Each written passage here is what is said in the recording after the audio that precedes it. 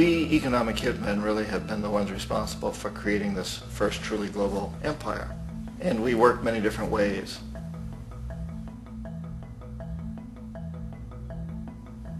But perhaps the most common is that we will identify a country that has resources our corporations covet, like oil, and then arrange a huge loan to that country from the World Bank or one of its sister organizations.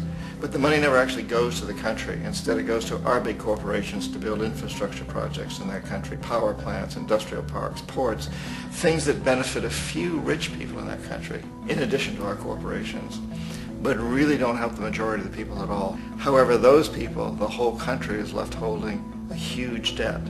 It's such a big debt they can't repay it, and that's part of the plan, that they can't repay it. And so at some point we economic hitmen go back to them and say, listen, you owe us a lot of money, can't pay your debt, so sell your oil real cheap to our oil companies. Allow us to build a military base in your country, or send troops in support of ours to someplace in the world like Iraq, or vote with us on the next UN vote. To have their electric utility company privatized and their water and sewage system privatized and sold to U.S. corporations or other multinational corporations. So there was that whole mushrooming thing, and it's so typical of the way the IMF and the World Bank work, that you put a country in debt, it's such a big debt it can't pay it, and then you offer to refinance that debt and pay even more interest. And you demand this quid pro quo, which you call a conditionality or good governance, which means basically that they've got to sell off their resources, including many of their social services, their utility companies, their school systems sometimes, their penal systems, their insurance systems, to foreign corporations. So it's a double, triple, quadruple whammy. The precedent for economic hitmen really began back in the early 50s when democratically elected Mossadegh, who was elected in Iran. He was considered to be the hope for democracy in the Middle East and around the world. He was Time Magazine's Man of the Year. But one of the things that he'd run on and began to implement was the idea that foreign oil companies needed to pay the Iranian people a lot more for the oil that they were taking out of Iran. The Iranian people should benefit from their own oil. Strange policy. We didn't like that, of course. But we were afraid to do what we normally were doing, which was to send in the military. Instead, we sent in one CIA agent, Kermit Roosevelt, Teddy Roosevelt's relative. And Kermit went in with a few $1 million and was very, very effective and efficient. And in a short amount of time, he managed to get Mossadegh overthrown and brought in the Shah of Iran to replace him, who always was favorable to oil. And it was extremely effective. Bombs overflow Tehran. Army officers shout that Mossadegh has surrendered and his regime as virtual dictator of Iran is ended. Pictures of the Shah are paraded through the streets as sentiment reverses. The Shah is welcomed home. So back here in the United States, in Washington, people looked around and said, wow, that was easy and cheap. So this established a whole new way of manipulating countries, of creating empire. The only problem with Roosevelt was that he was a card-carrying CIA agent, and had he been caught, the ramifications could have been pretty serious. So very quickly at that point, the decision was made to use private consultants to channel the money through the World Bank or the IMF or one of the other such agencies, to bring in people like me who worked for private companies, so that if we got caught, there would be no governmental ramifications.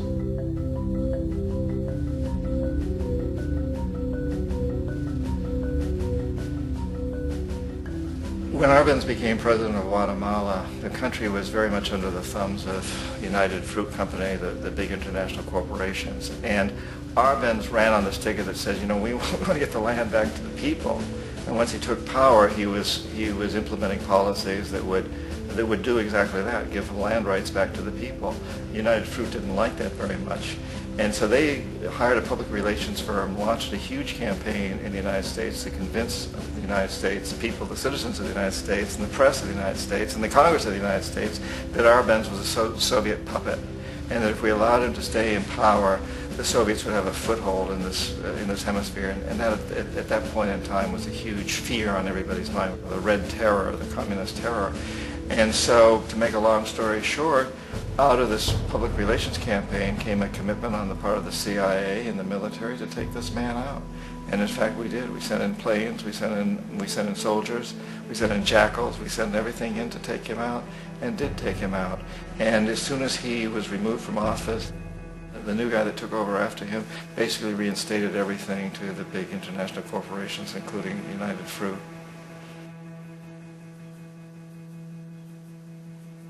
Ecuador for many, many years had been ruled by pro-U.S. dictators, often relatively brutal. Then it was decided that they were going to have a truly democratic election. Jaime Roldos ran for office. And his main goal, he said, as president would be to make sure that Ecuador's resources were used to help the people. And he won, overwhelming, by more votes than anybody had ever won anything in Ecuador. And he began to implement these policies to make sure that the profits from oil went to help the people. Well, we didn't like that in the United States. I was sent down as one of several economic hitmen to change Roldos, to corrupt him, to bring him around, to let him know, okay, you can get very rich, you and your family, if you play our game, but if you continue to try to keep these policies you've promised, you're going to go. He wouldn't listen. He was assassinated.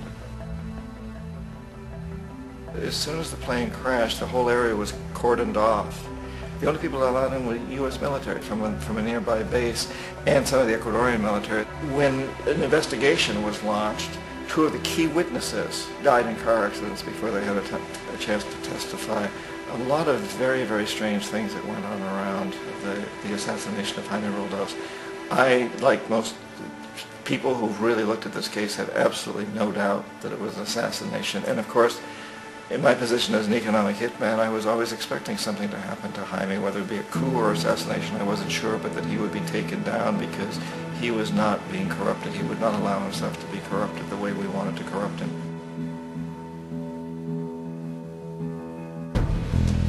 Omar Torrijos, president of Panama, was, one of my favorite people. I really, really liked him. He was very charismatic. He was a guy who really wanted to help his country. And when I tried to bribe him or corrupt him, he said, look, John, he called me Juanito. He said, look, Juanito, I don't need the money. What I really need is for my country to be treated fairly. I need for the United States to repay the debts that you owe my people for all the destruction you've done here.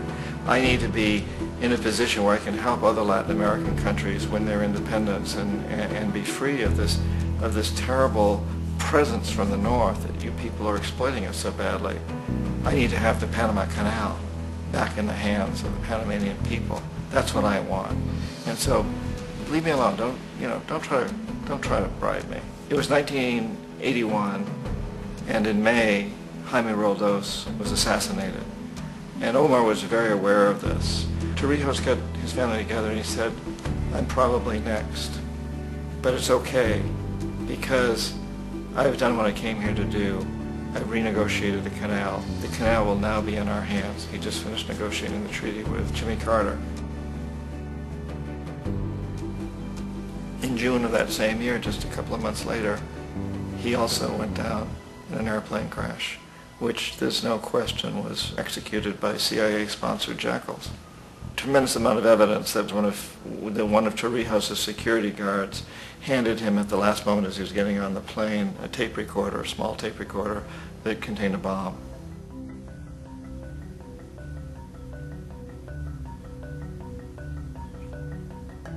It is interesting to me how this system has continued pretty much the same way for years and years and years, except the economic hitmen have got better and better and better. Then we come up with, very recently, what happened in Venezuela. In 1998, Hugo Chavez gets elected president, following a long line of presidents who had been very corrupt and basically destroyed the economy of the country. And Chavez was elected amidst all that. Chavez stood up to the United States, and he's done it primarily demanding that Venezuelan oil be used to help the Venezuelan people. Well, we didn't like that in the United States. So in 2002, a coup was staged, which there's no question in my mind, and most other people's minds, that the CIA was behind that coup.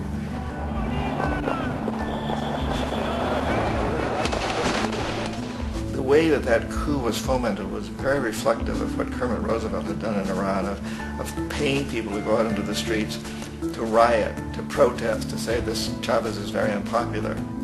You know, if you can get a few thousand people to do that, television can make it look like it's the whole country, and things start to mushroom. Except in the case of Chavez, he was smart enough, and the people were so strongly behind him that they overcame it, which was a phenomenal moment in the history of Latin America.